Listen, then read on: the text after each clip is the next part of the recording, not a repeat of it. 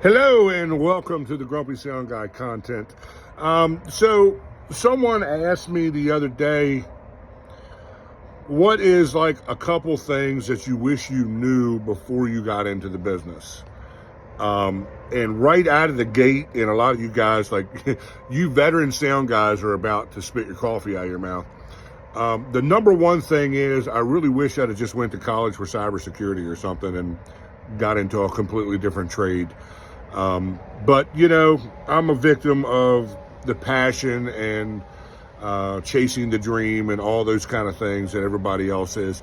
You really don't realize the sacrifices you've made and what you've given up to work in this business until you're in your 50s and you know you got retirement knocking at your door at some point down the road, and you're realizing you don't really have much of a retirement put away because you've been self-employed most of your life. It was only until recently that affordable health insurance was even available for, you know, guys like us. You know, let's face it, it's not an industry where we're getting rich by any stretch of the imagination.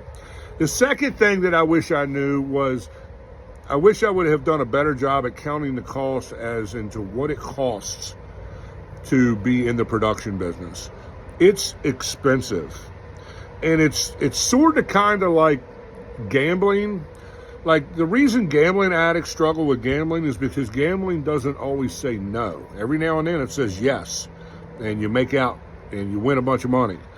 Well, it's kind of sort of the same way in the production business. You know, you get into it and the carrot is this little $3,000 or $5,000 system that you can get up and running, and now you're your own business and you're your own entity, and you know that makes you feel warm and fuzzy. And now you can go out and make money on your own. You can do full band gigs without having to rent gear or work for somebody else. And you think, man, that's the pot of gold at the end of the rainbow.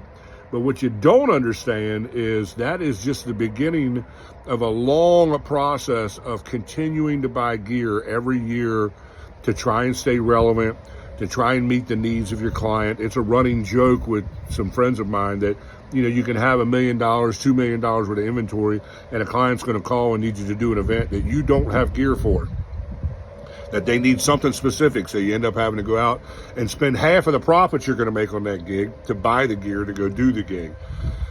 It can be a trap.